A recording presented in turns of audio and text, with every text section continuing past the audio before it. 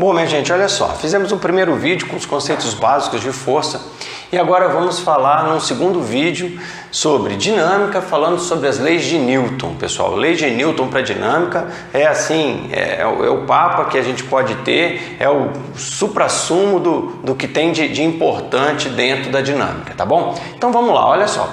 Quando nós falamos em leis de Newton, nós temos na verdade três leis, né?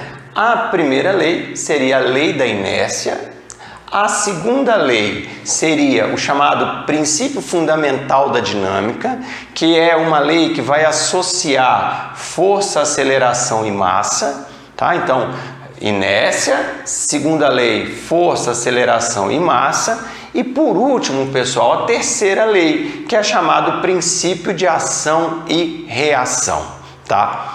Bom, vamos discutir um pouquinho a primeira lei, a lei da inércia. Bom, o princípio de inércia, primeiro, o que é inércia? O que significa a palavra inércia?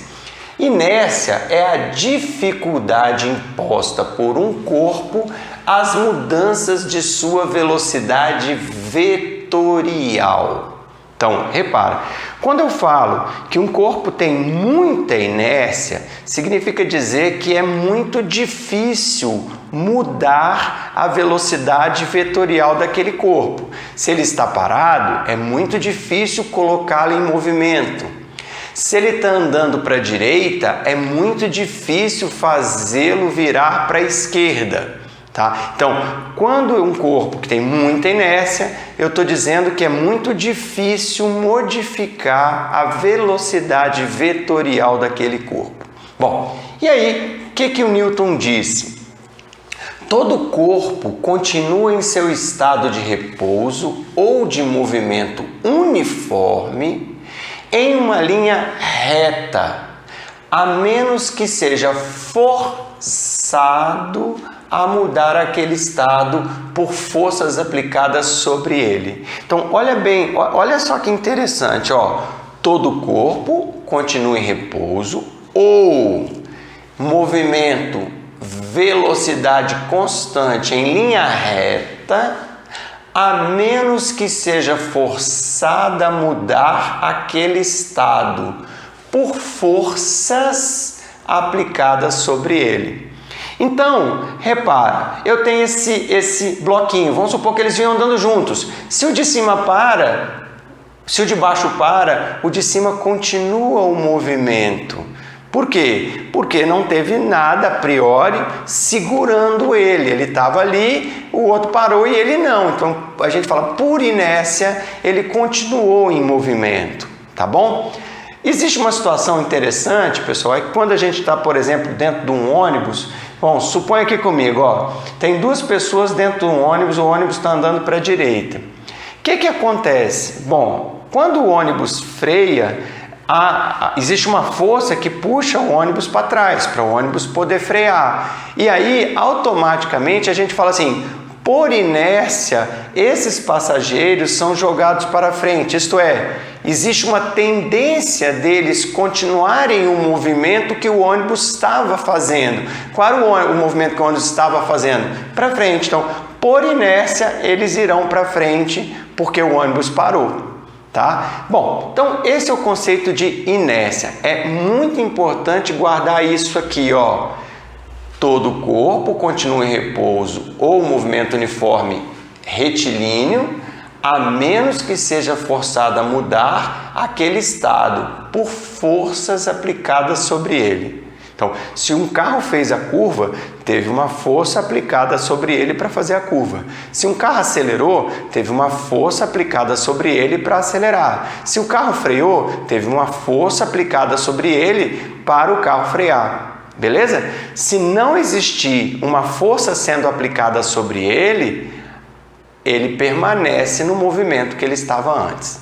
Tudo bem? Bom, na sequência, o princípio da inércia ainda fala o seguinte: quando a força resultante sobre um corpo é nula, sua velocidade vetorial é constante. Sim, se não tem uma força ou se a soma das forças é zero, não existe quem modifique a velocidade, tá? Se o corpo estava inicialmente em repouso, sua velocidade continuará sendo nula.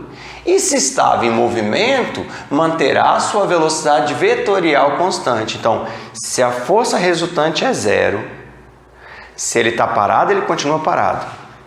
E se ele está em movimento e a força resultante em cima dele é zero, ele continua em movimento retilíneo, uniforme. Beleza? Bom, aí, pessoal, nós aproveitamos o momento para definir o seguinte. Primeiro, o que é ponto material? Quando a gente na mecânica estuda forças atuando sobre um corpo, normalmente a gente despreza o tamanho do corpo. Quando o tamanho do corpo é desprezado, nós chamamos esse corpo de ponto material. Bom, então, o que é um ponto material em equilíbrio? Tá? Então, o que significa isso? Ponto material em equilíbrio. Isso significa que a força resultante sobre esse ponto é nula. Então, sempre que alguém chega para você e fala ponto material em equilíbrio, corpo em equilíbrio, o que você está dizendo? O que você tem que tirar dessa informação? Que a força resultante sobre esse corpo, sobre esse ponto, é nula. Bom, aí, pessoal, nós temos dois tipos de equilíbrio, tá? Equilíbrio estático e equilíbrio dinâmico. Qual a diferença entre os dois? No equilíbrio estático, a força resultante é zero e a velocidade é zero, por isso o nome estático. E no equilíbrio dinâmico, a força resultante é zero, porque sempre que tiver equilíbrio, a força resultante é zero, só que esse corpo vai ter velocidade constante, velocidade vetorial constante e diferente de zero. Isto é, ele estará em movimento retilíneo uniforme. Mas peraí, professor, para um corpo entrar em movimento, para ele entrar em movimento tem que ter uma força. Agora, pensa assim comigo, ele está com velocidade constante, não está mudando a direção, não está mudando o sentido, não está mudando o valor. Então, ele não está modificando a trajetória. Se não está modificando a trajetória, não está modificando o valor da velocidade, a força resultante sobre esse corpo é zero.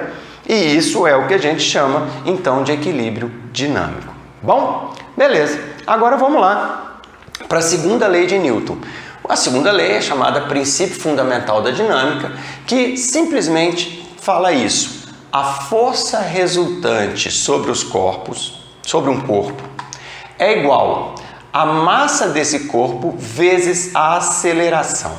Então, força resultante é igual a massa vezes a aceleração.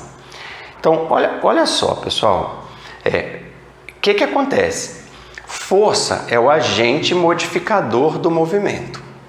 Tá? Então, força é o agente modificador do movimento. A aceleração é o quão rápido esse movimento é modificado.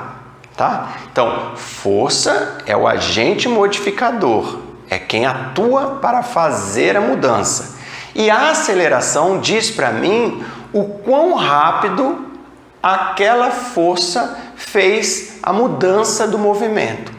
Repara, pessoal, que força é uma grandeza vetorial, a aceleração é uma grandeza vetorial. Então, o que acontece? Como massa é um valor que é positivo sempre, eu garanto para você, por essa equação, que a direção e o sentido da aceleração sempre serão iguais à direção e o sentido da força resultante. Então, Ricardo, eu quero saber a direção e sentido da aceleração. É o mesmo da força resultante. Tá bom? No SI, é óbvio que a força é dada em newtons, a massa, se liguem, a massa tem que ser dada em quilogramas e a aceleração em metros por segundo ao quadrado. Tá bom? Os vetores F e A possuem sempre a mesma direção e o mesmo sentido, né? Então, na verdade, se eu faço uma aceleração A, vou ter uma força F. Se eu fizer uma aceleração 2A, vou ter uma força 2F. Se eu fizer uma aceleração 3A, eu vou ter uma força 3F. Mas os dois vetores sempre na mesma direção e no mesmo sentido. Sempre lembrando disso, pessoal. Força é o agente que vai modificar a velocidade. A aceleração é o quão rápido essa velocidade se modifica, tá bom? Aí, repara, Terceira lei de Newton, que é a chamada então princípio da ação e reação. O que a lei diz? Para toda ação, força, sobre um objeto, em resposta à interação com outro objeto, existirá uma reação de mesmo valor e direção, mas com sentido oposto. Os vetores força, ação e reação possuem sempre a mesma intensidade, a mesma direção, só que sentidos opostos. Então, observa, você tem a pessoa empurra o carrinho, então a pessoa empurra o carrinho, a pessoa está fazendo essa força F para empurrar o carrinho para a direita, tá bem? Então, isso seria a força de ação, beleza? Automaticamente, independente da minha vontade, vai ter a força com que o carrinho empurra a pessoa. Então, o carrinho empurra a pessoa. Isso seria o que nós chamamos de reação. É muito importante guardar, pessoal, que essas forças não estão atuando no mesmo corpo. Então, F é a força que atua no carrinho. Essa F para a direita.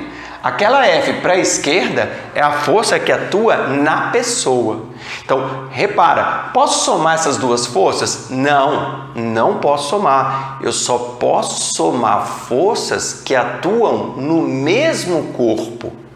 E aqui eu tenho uma força atuando no carrinho e uma outra força atuando na pessoa. Então, não posso somar essas forças porque elas atuam em corpos diferentes. Beleza, gente? Bom, a gente falou aí sobre as leis de Newton, mas agora nós ainda temos uma sequência de vídeos que vai detalhar em vários pontos as leis de Newton. Beleza, galera? Valeu e até a próxima!